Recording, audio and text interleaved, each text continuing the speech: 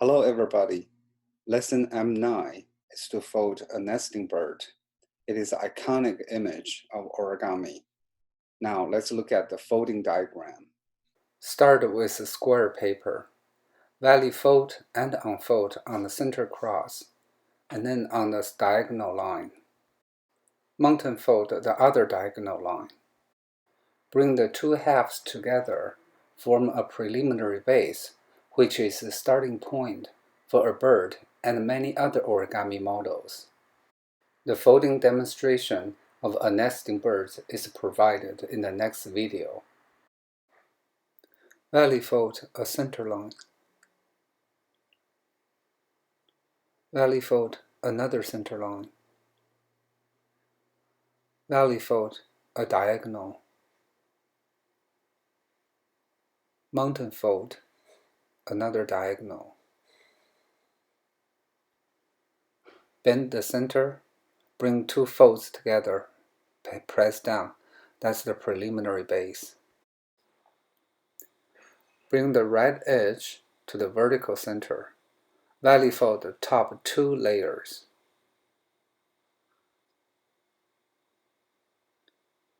Bring left edge to the center. Valley fold the top two layers. Valley fold the top edge. Unfold.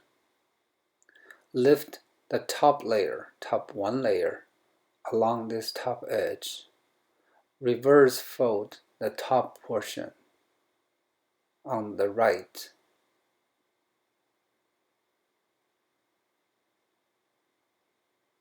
Reverse fold the top portion on the left.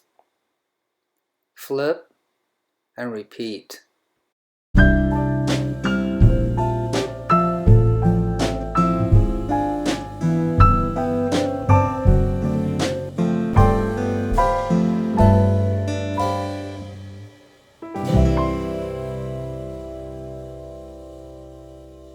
This is a bird base. Valley fold the front layer along the center line. Valley fold the back layer on the center line. Next, fold the beak along this line, bend it, unfold, open it up, press the top portion down, and make a squash fold. That's the beak.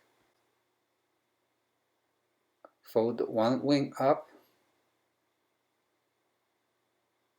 and fold the other wing up. That's the nesting bird. Now it's the OMG math challenge. If the paper is a square one, how big is the bird's? How long is the wingspan? The body thickness and the tail height. Also the wing angle. You may pause the video and solve this problem. The answers will be provided at the end of this lesson.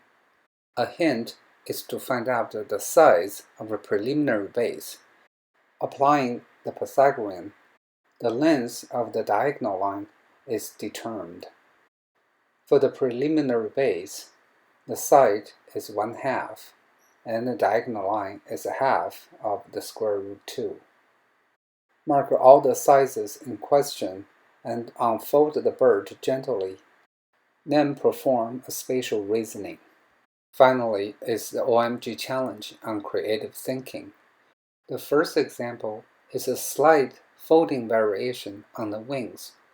A few simple folds on the flat wings make it unique and different.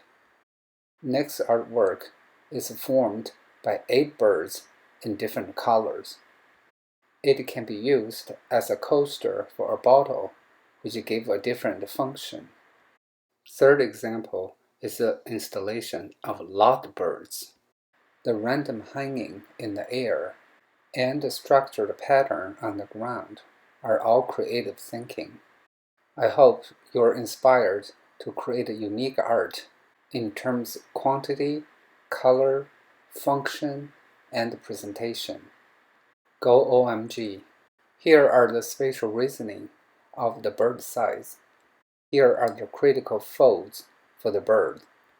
Bring the right edge to the center valley fold. This length is 1/2, which is half the wingspan of the bird. The total wingspan is 1. It is also the tail height, 1/2. The top triangles are isosceles triangles. This length is the difference between the diagonal and the side. An isosceles triangle has two equal sides. This length is the body thickness. The bottom right corner is divided into 4 equal parts. The wing angle is 1/2 of the right angle.